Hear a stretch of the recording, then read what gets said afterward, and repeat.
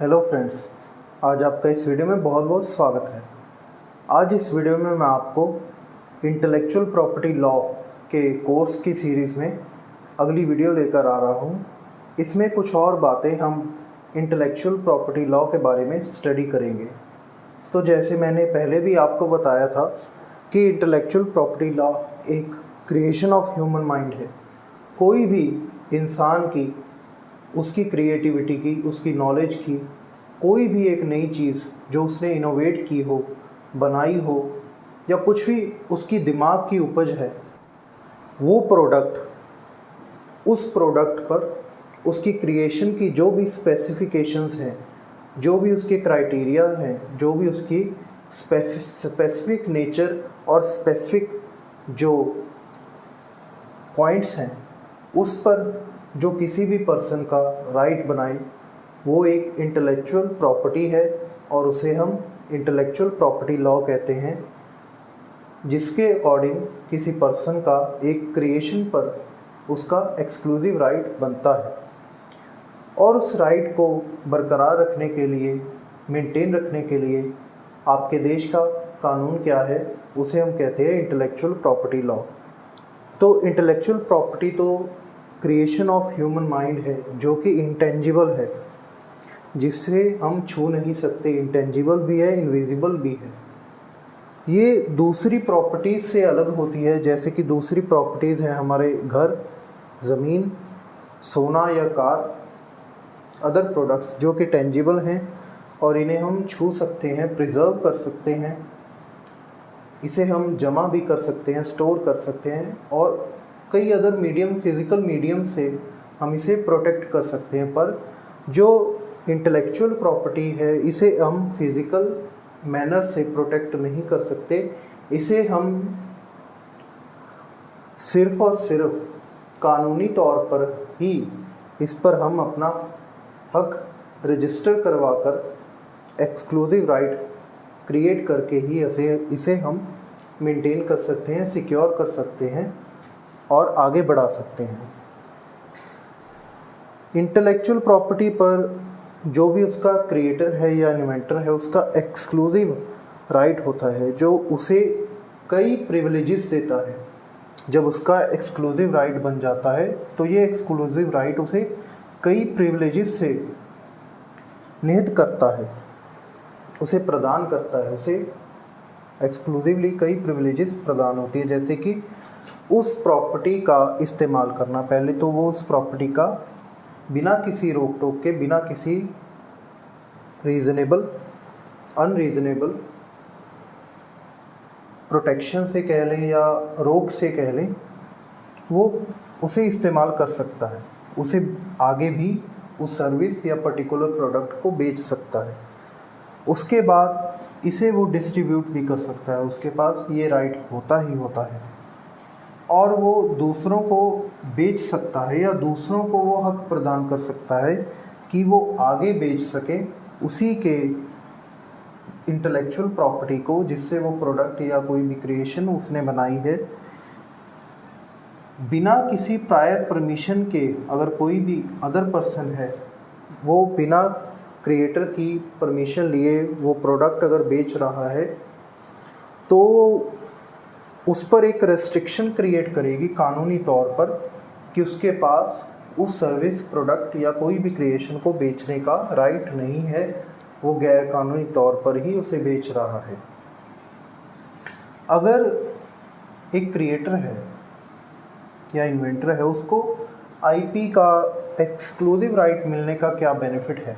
अपने प्रिविलेजेस तो देख ली, ये प्रिविलेजेस उसे मिलती हैं, पर हम उसे प्रिविलेज और एक्सक्लूसिविटी क्यों देते हैं? वो इसलिए देते हैं कि in exchange of sharing the creation and product, वो उस प्रोडक्ट और क्रिएशन को शेयर करने के लिए, सेफ होने के लिए, सेफली उस चीज़ को पब्लिसाइज करने के लिए, पब्लिक में लाने के लिए, क्रिएशन को या उसके जो भी मेथड हैं, जिस भी मेथड के यूज़ से वो प्रोडक्ट बना है, क्या स्पेसिफिकेशंस हैं, क्या प्रोडक्ट है, क्या सर्विसेज हैं, उसको पब्लिकली डिस्प्ले करने के लिए, पब्लिक में लाने के लिए ही उसको हम ये प्रिविलेजेस और एक्सक्लूसिव राइट उसको प्रदान करते हैं उसके क्रिएटर को कि वो बेफिक्र होकर अपना जो भी क्रिएशन है उसको पब्लिकली डिस्प्ले कर सके। तो आईपी में मेनली 3 ब्रांचेस ही इससे रिलेट करती हैं। देखिए, पहली तो है कॉपीराइट्स और दूसरी है रिलेटेड राइट्स। ये जो हैं ये क्रिएटिव एक्सप्रेशन के साथ ही रिलेट करती हैं। कोई भी पर्सन है, जब उसने कोई भी एक प्रोडक्ट या पीस ऑफ आर्ट कोई भी क्रिएट किया है, वो क्रिएटिव एक्सप्रेशन है।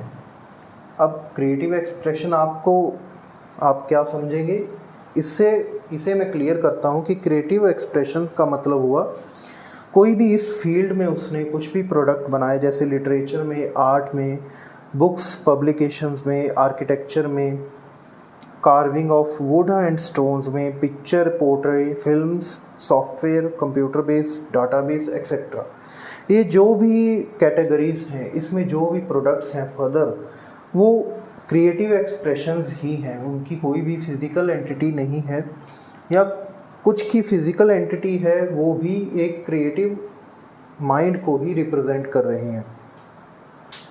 कि इन कैटेगरीज़ के अंदर जो भी प्रोडक्ट्स बने हैं वो इन दोनों हेड्स के अंदर क्रिएटर के क्रिएटिव एक्सप्रेशन को जाहिर कर रहे हैं। और तीसरी एक कैटेगरी है इंडस्ट्रियल प्रॉपर्टी राइट्स। इसके अंदर जो सब हेड्स हैं वो है patents, trademarks, trade services, industrial designs, geographical indications. जो ये हैं ये ज़्यादातर फिज़िकल नेचर पर ही बेस्ड हैं। ये क्रिएटिव माइंड पर नहीं है, ये आईक्यू के माइंड पर हैं, इंटेलेक्चुअल माइंड पर बेस्ड हैं ये सभी कैटेगरीज़।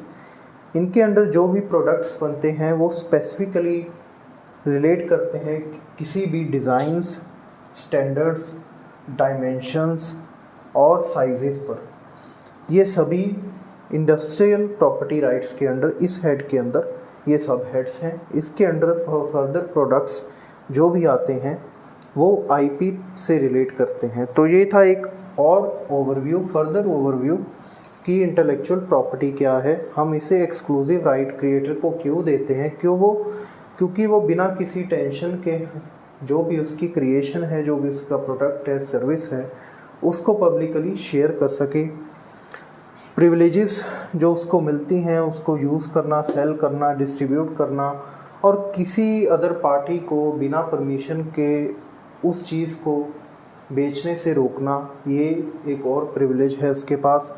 इसमें 3 ब्रांचेस है जिसमें 2 हैं क्रिएटिव एक्सप्रेशन से रिलेट करती, जो इन सब कैटेगरीज में जो भी प्रोडक्ट्स हैं उससे रिलेट करती है, उससे डोमेन है इसका। और तीसरी है इंडस्ट्रियल प्रॉपर्टी राइट्स। उसमें ये हैं कुछ फर्दर कैटेगरीज जिनमें specific dimensions, parameters, physical criteria ज़्यादा होता है, इनमें फिज़िकल क्राइटेरिया कम होता है। तो ये था आज की वीडियो में। आई होप आपको वीडियो अच्छी लगी होगी। इसी कोर्स की सीरीज़ में मैं फर्दर वीडियोस लाता रहूँगा। आपको इंटेलेक्चुअल प्रॉपर्टी राइट्स के बारे में काफ़ी नॉलेज मिल जाएगी मेरे इस कोर्स से। आई होप आपको वीडियो अच्छी लगी होगी। तो प्लीज़ लाइक और शेयर और कमेंट ज़रूर करें। Thank you.